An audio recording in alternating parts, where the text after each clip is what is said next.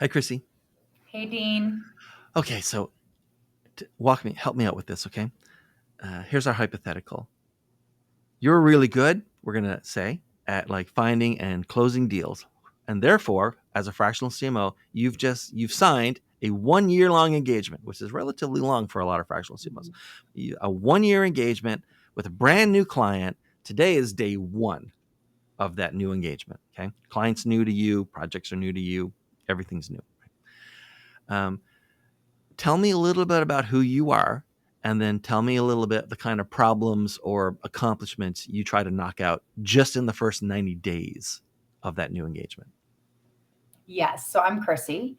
I own Growth Marketing Hacks, which is a growth agency. I Mm-hmm. work with both e commerce and B2B companies, although I do have a love for e commerce, as that was kind of what I was raised in. When I get a new client, regardless if it's a year-long contract or a 90-day contract or a month-to-month contract, the Mm-hmm. first thing I go in is try to understand. In my younger years, I wanted to go in and prove my worth by doing, but the Right. problem is that I don't know enough. So step one is going to be that I'm going to audit. I'm going to get a clear understanding of what their pain point is. I like to joke that I'm a doctor, so people know I have ego problems already. I'm a doctor for your business. I'm going to go in and I'm going to find the pain point and then we're going to fix it. Based on what the pain point is, I'm then going to build out an action plan that normally is around 90 days to, I don't want to say heal, but to help that pain point. Mm-hmm. If we're seeing revenue drop with some clients right now, I'm seeing revenue drop incredibly over organic revenue, right? And so we're figuring out why that is, how we can fix that, the action steps. And then the action steps go into delegation. Is that something I'm doing? Is that something you have a team that's doing? Am I managing the strategy? And just kind of understanding how the company is functioning, how it functioned without me, and where I can come in and help that CEO or that founder take Right. off time from their plate. All right. And okay, so let's do this. Imagine that it's still day one. I'm the CEO of this client. Okay. And we're just having our first sort of face to face. Everything was done on Zoom before, and you actually came on site. It's a strange world where Strange. people would like meet each other. And so I'm saying, hey, so we have this marketing group, obviously, a marketing team, and like, there's been you're the first you're the first CMO that we've ever had at this company, or at least the first one that I've worked with. And so, um, tell me over this next 12 months, like, what should I be doing or not doing or stop doing to make sure that you're as effective as possible. What should I, the CEO, stop doing or start doing to make sure that the company gets maximum value from your time here? That's a dangerous question Mm, because as a CEO, I've worked with a lot of CEOs. We don't want to dive into the psychology of success of typical CEOs. mhm. I can give you a quick note that they don't technically love being told what to do. But the way that I would approach that is I would say, what is the most time suck that is taking away that you're managing marketing? And Mhm. ideally, from a CEO perspective, based on the level of the company and how big it is, they're really more running operations. Maybe they're overseeing finance. Let's say at this stage, they don't have a CFO, right? And so they're saying, I need to scale marketing before finance operations, which typically is what we see. And so I say, what is taking up the most time? And most of the time it's going to be managing people. And so I go in and I say, well, I'm incredibly comfortable managing paid ads, Google ads, all the paid. I'm comfortable managing SEO. I have managed those agencies for the past 10 years. If I take that management and those weekly meetings off of your plate, how much time does that save you? Because a lot of times this sales conversation comes down to saving time for the CEO, which is the conversation that I have. Outside of saving time, if we look at that as a pain point, then I'm talking about scaling. I'm talking about increasing return on ad spend. I'm talking about decreasing spend in this economy. And then I'm talking about the economic factors that is affecting our spend or return right now. Right. All right. So I'm still the CEO. They haven't gotten rid of I'm me yet. sorry, I didn't talk to you like the Uh, CEO. that's okay. No, no. But for the next question, I want to Okay. shift our focus a tiny bit. So I'm still the CEO, and so basically, Christy, let me break it down for you. There's a marketing team. There's been some supervision. There's even been some management of that team. But you're the first leadership level person in marketing. And so I'm looking at that team today. I'm looking at the mix of full time and contractors. I'm looking at the mix of inside versus agency or anything else, right? And I'm thinking, I'm looking at that function today, and I'm thinking about what it's going to be like a year from now when you cycle out of here and you've had a year of interacting with that group. Like, how is that group going to be different, or even ideally better, at the end of your tenure here than at the beginning of your tenure? That's a great question, Dean. The first thing I'm going to focus on is understanding everyone's role. And the Mm-hmm. big word here is going to be efficiency. So, my goal is to make your team work as efficient as possible. I actually never want to be a bottleneck and I don't want you to depend on me. If anything, I want to have you almost graduate away from me. So, what I do is when I'm managing a team, I teach them how to think like I do. I teach them how to think and look at the data Mm-hmm. and to think about the learnings constantly. I always use the word learnings. What did we learn from this? We don't just send an email. Why are we sending an email? Is there an A B test? What was the learning from that email? Was it heavily graphic? Was it heavily text based? There's always a learning from everything. And then we have to create a story from that learning to apply Right. for the next year, the next month, the next quarter. All right. Do you normally have to, or do you find yourself being asked to either rebalance or remix a team, or do you find yourself being asked to see a little bit hands off with the team as far as like, changing people's roles, bringing new people in, so on? What's been your experience? It changes for every fractional CMO, so I'm curious. Yeah. In my experience, I typically go in and try to understand the dynamics of the team first. I am not a dictator. I am not going to walk into a team and tell them who is valuable and who's not valuable. Obviously, this team was hired for a reason, and Mhm. that's not how I'm going to build trust with the team. And really, I need trust with that team. So I'm going to walk in, I'm going to understand people's function. My favorite quote from Einstein is if you judge a fish by its ability to climb a tree, it's going to live its whole life thinking it's dumb. Mhm. Are people in the wrong role? Have we given them all the tools they need to be successful in that role? Those are the first two things I'm going to ask myself. Then, if they're in that role, they're not feeling comfortable, they're not executing, I try to understand how can we be more efficient? Is it moving someone is it moving someone from into a different role? Is it increasing someone's abilities to do something else and then we're taking that away from this person, right? So, let's talk about a social media manager. They should not be content creation and execution and strategy and hashtag reach. There's so much put on this person's plate. The Right. first thing I'm going to do is validate that. The second thing I like to ask people is what is your favorite thing to do in this job and what is your least favorite thing to do? And I try to understand if I can match people's favorite thing to do with their least favorite thing to do, and I kind of swap those responsibilities.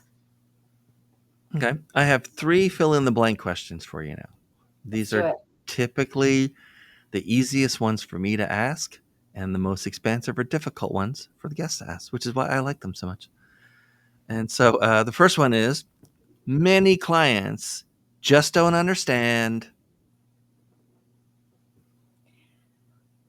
How marketing actually works. Mm. Do you want me to keep talking? Okay. Oh, yeah. I posted this thing on TikTok and I said, what's worse? A manager that thinks they know marketing or a manager that doesn't know marketing at all? And everyone said, thinks they know Yeah. marketing. Because the reality is, if the person that I'm talking to about marketing is threatened by my knowledge of marketing, then that's never going to be a cohesive relationship. Hmm. So I would rather work with people that completely hand everything over. In a sense, you can take decision making, that's fine. Right. But I need to have the space and the freedom to manage it how I'm going to manage it without you jumping in and saying, yes, no, this is wrong, this is right. So there needs to be trust between me and that CEO or that founder. Okay. The number of fractional CMOs has just exploded in the last 2 years. I remember going to LinkedIn a year ago and doing a search for just the phrase in quotes, but worldwide on LinkedIn, fractional CMO. And there were about like 3,000 people.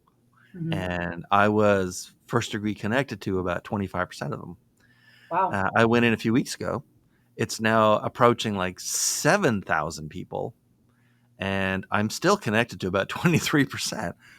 But that's a big jump, right? Mhm. So imagine that someone or a few people have just come to you and they said, "Hey, we all took the plunge, and last week we became fractional CMOs." Right.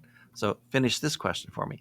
New fractional CMOs don't understand what? New fractional CEOs don't CMOs. understand. Oh, why did I Yeah. say it like that? New Uh, fractional we're all CMOs. obsessed with CEOs this way. I know. New fractional CMOs don't understand that proving their value isn't necessarily actionable. Right. When I walk into a company, what they're paying me for is my strategy, not Mm-hmm. necessarily me executing on that task. And I always joke with them. I say, if you want me to do this, that's fine, but I'm an incredibly expensive executor. So, would you rather hire someone and I teach them how to do this and then I'm also managing them, or would you rather me execute it? All right. Yeah. No, I get it. Yeah. If they go in, thinking they're going to be selling services, then basically it's always an apples to apples price comparison. I think it's They also can't, it comes can't break down. out of it. Yeah, I think it also comes down to just human nature, feeling like we Yeah. have to prove ourselves by constantly doing and then seeking that validation. Mm-hmm. And it took me a lot of years to unlearn that natural ability that I have to prove myself by doing. But the Mm-hmm. reality is when you're strategizing, which is what I do, I normally say, "Hey, I actually need some time to think about this and break this down. I need space." And space is not doing. It's not my mouse being turned on. It's not constantly Right. being online. Like I need space to think through this problem and to figure out what the path is. Yeah. There's that great quote from, I'm pretty sure it's John Lennon, where it's time spent doing nothing is rarely wasted. Yes. Okay. So the last fill in the blank question. Um, what people just starting their career in marketing today need to understand is what?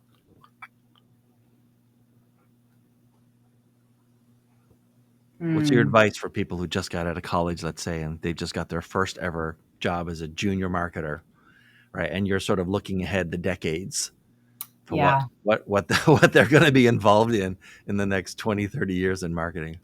New marketers need to understand user behavior. Yeah.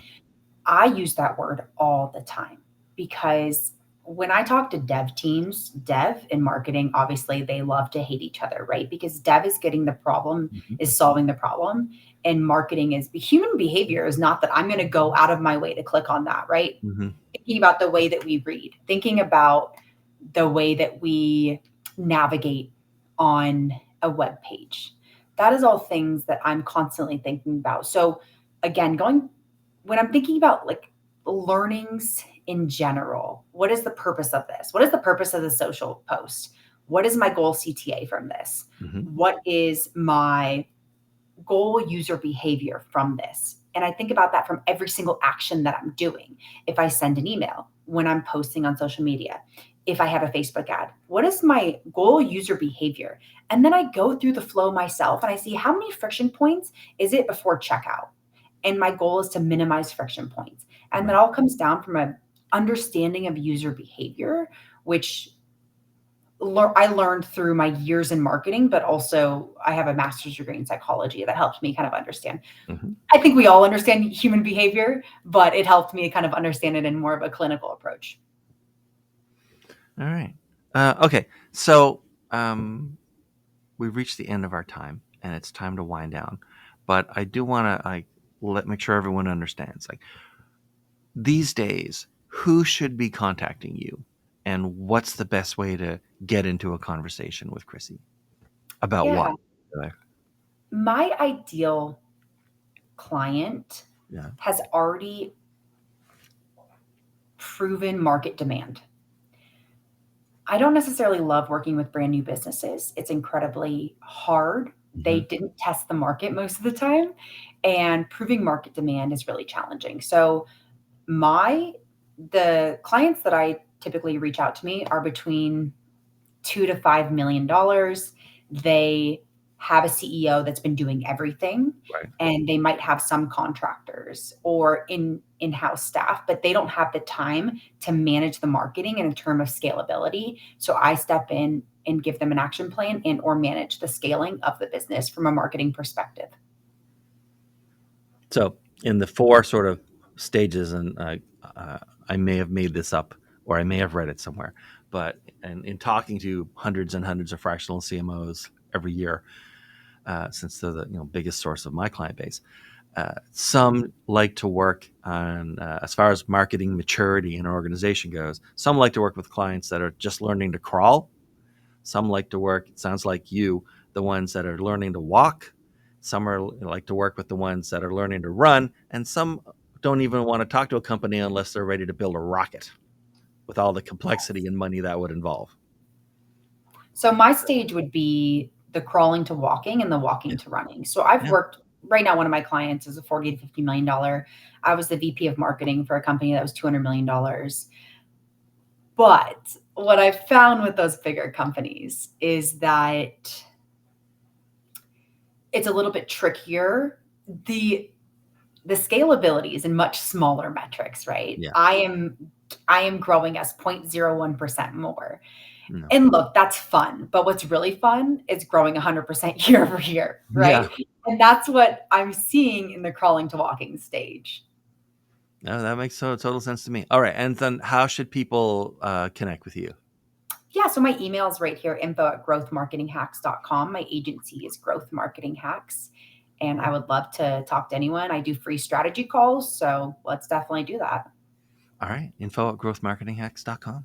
Sounds good. I repeated it for the audio version because we're about to upload the episodes, the third set of 25 episodes to Apple Podcasts and Spotify. We're mostly video, but we're just now doing audio, finally getting around to it. A bit tardy, I think. Okay. Chrissy, this has been great. I really like this one. Okay. So thanks for being here, Chrissy. I really appreciate it. And thanks everyone for watching. According to the analytics, you're watching this on a clip. So we hope you enjoyed this clip. And there are many, many, many more clips uh, Thanks, that you can Dean. dig into. Thanks again, Chrissy. I really appreciate it.